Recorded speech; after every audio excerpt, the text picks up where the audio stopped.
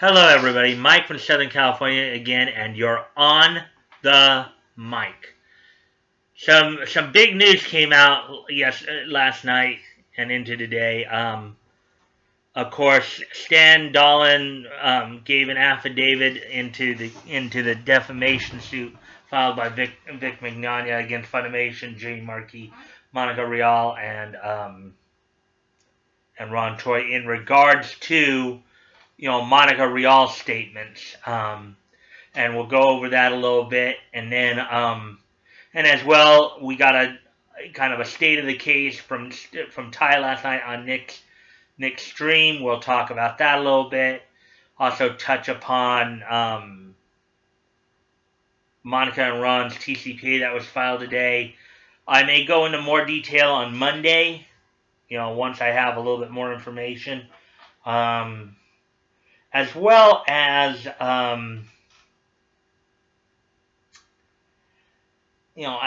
talking a little bit about the situation with the Kyoto Animation fire and the GoFundMe. I'll probably touch upon that when I hit my links. So here we go. So first off, yesterday we saw Stan Dahlin filed an affidavit from his home in Georgia,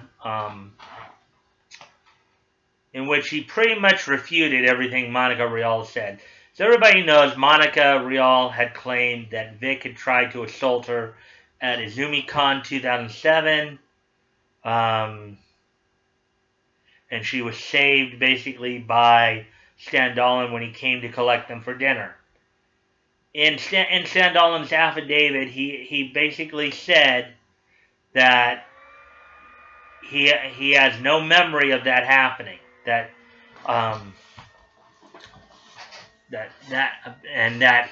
if that did in fact happen, he would have remembered. He also said that if he had any sense of any kind of friction between Vic and Monica, he would not have scheduled them again. Even though, and he has in years after that scheduled them both for his cons on several occasions. So what we can pretty much come to the conclusion from that is that Monica lied. Monica lied. If she'd lie about this, what else would she lie about? What we all need to remember is the old saying, what a tangled web we weave when we practice to deceive. Monica got caught lying. Moving on. Ty Beard was a guest on Nick's show last night, and we got kind of a state of the case. Of course, he didn't talk a whole lot about the depositions and all that, but we kind of got an idea of what's going to be happening moving forward. Obviously, one of the thing that came out today was Monica and Ron's TCPA filing an anti-SLAPP suit. I'll probably go into more detail on that on Monday, as I did catch some of Senpai's home stream on it, but since I don't have all the information together, I will over the weekend I'll continue to watch coverage, and I'll probably go into more detail on that probably on Monday. Also, of course, we know that Funimation's TCPA hearing will be August 8th, and so for now, at least in the short run, there probably won't be a whole lot going on. I mean, yes, Monica and Ron filed their TCPA. I think Jamie's deadline is also coming up. We'll probably be hearing about some of that. Now, mind you, the whole idea of TCPA filing is to prevent frivolous and retaliatory lawsuits. But I think if you've been following what's been going on, if you've been following all the coverage, you've been following all the games, I think most intelligent people can tell this is not a frivolous or retaliatory lawsuit. Especially when you look at the close to 400 tweets Ron tweeted. Okay? And with this latest bombshell that dropped yesterday with Stan Dahlin's affidavit. Now, mind you guys, Stan Dahlin was a witness that Monica had brought into this. It wasn't Vic who brought him into this. Monica was the one who brought him into this. She was the one who put his name in the legal document. So when you have the person making the claims,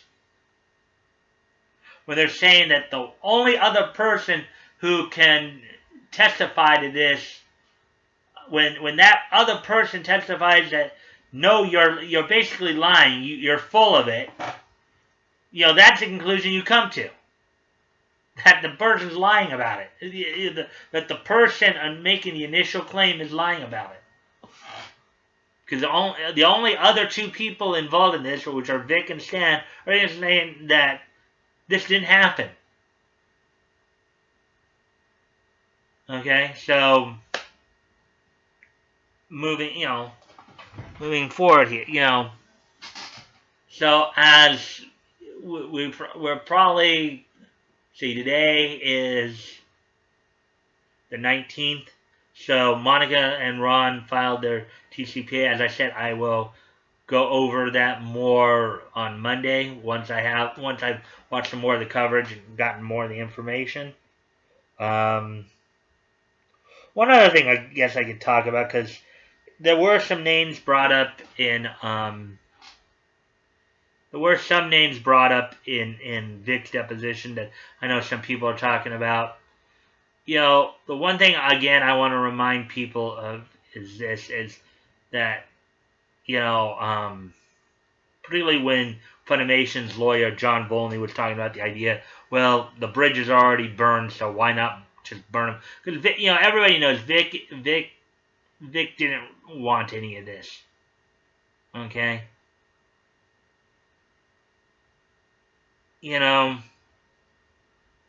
I think we kind of know who.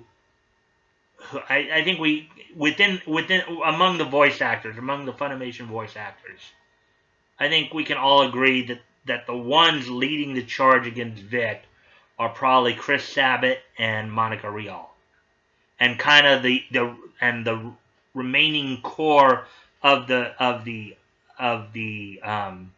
Kick Vic army within the among the Funimation voice actors include Jamie Markey, Sean Schemmel, Chris Rager, Josh Martin, and then Jamie McGonigal. Okay, I know some people were wondering if Colleen Klinkenbeard was maybe Kick Vic, Mike McFarlane, because now mind you, understand it from Vic's point of view. These people have been his friends for the last 15 to 20 years. And all of a sudden this year, they all, there's a cabal of them who basically stabbed him in the back. It doesn't mean that everybody at Funimation is against Vic. I know from Vic's vantage point, it feels like it is. But if you're going to say that, you also have to say that Todd Haberkorn, Chuck Huber, and Wendy Powell are also against Vic, and I think we all know that that's not true. Todd and Vic are, some people would classify them as frenemies. They're friends, but they have kind of a nice little rivalry going. Some people have compared it to also mentor-mentee kind of situation. Chuck Huber has been described as a friend of Vic's. Chuck tried to resolve the situation, but personally, based on what I saw, I think he just went about it the wrong way, and I think just would have probably ended up making things worse.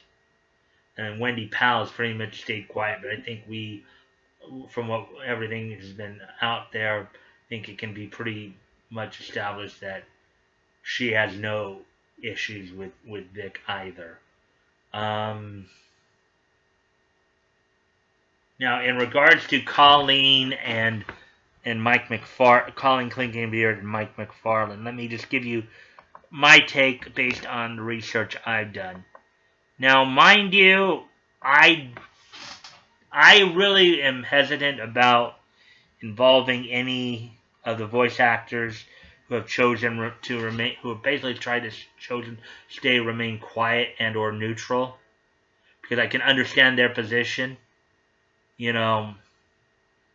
Because from what we found out, of course, Chris Sabat does exercise a lot of influence behind the scenes because he's got his own studio that Funimation does a lot of their recording work out of.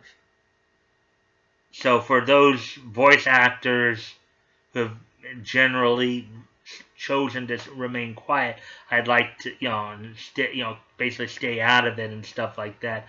I would prefer, and I'd ask everybody else to do this too, respect their position on this. Don't harp on them. Don't think ill will of them because there's maybe they are supporting Vic more.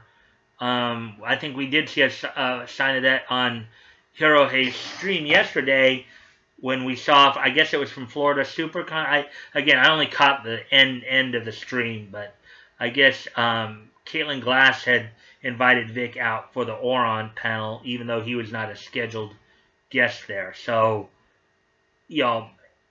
I applaud Caitlin for that. Caitlin is still following Vic on Twitter. Oh, that's a nice positive thing. Again, I don't want to bring these people out into the light just only because I want to respect the fact that they're, at the very least, they're not getting in on the dog pile against Vic. I think these people may generally be supporting Vic, but I don't want them to get caught in the blaze of all this either. I don't want Kick Vickers to start going after them because, whether or not, because I don't want Kick Vickers to be going after them. I don't want our side to be harassing them either to make, more public statements. I don't want to encourage any more divisiveness than has already been shown. I think we should respect the fact that they've chosen to remain, quiet on this, that they've chosen to stay neutral, and just be happy that maybe they are supporting Vic behind the scenes. And not bring them out into the open.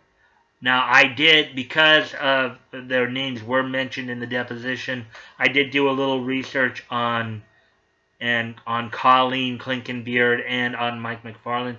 My opinion is that this is just my opinion, mind you, so I don't want people going up to them, asking them, are you stand with it? I don't want you guys bugging them about this, okay? Please do not. I'm just giving you my opinion based on the research I've done. I believe that right now, Colleen Clinkenbeard and Mike McFarlane are neutral. I think they're neutral. I think they're at the very least neutral. And I think we should respect that. I did find that Colleen is still following Vic. I think from what I've seen from their tweets and replies, the few times if they have replied to Monica at all, it's been more general, like show-related stuff. Hasn't been anything in regards to this. On this matter, in regards to the controversy, they've chosen to remain quiet on it, and I want to ask everybody to respect that, understand their position on that, and just help that.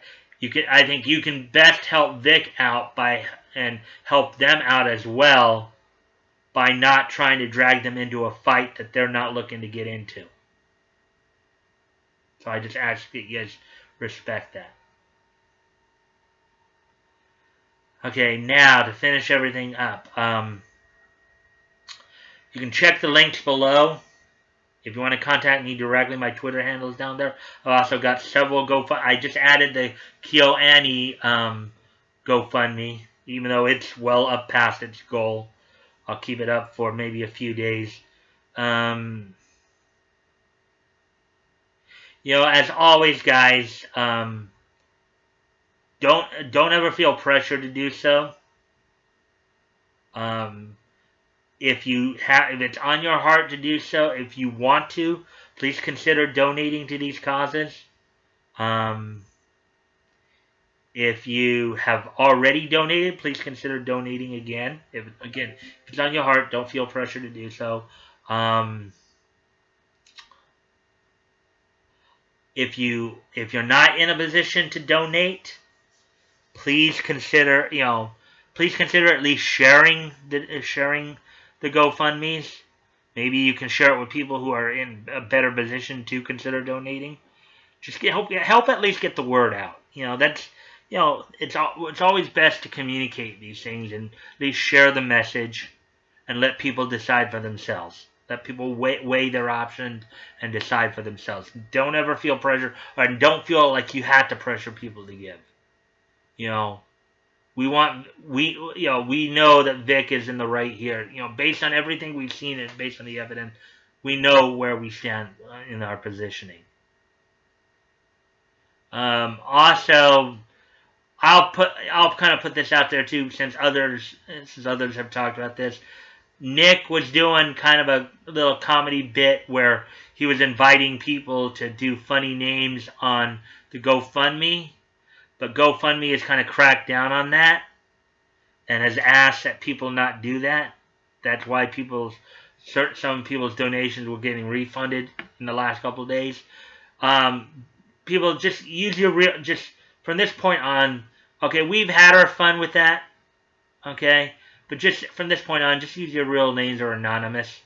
Don't put GoFundMe in a bad position in terms of having to. They don't have any problem with the GoFundMe itself. It's just the names. The names come off as harassing.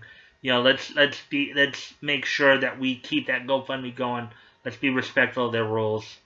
So, moving forward, please just use your real names or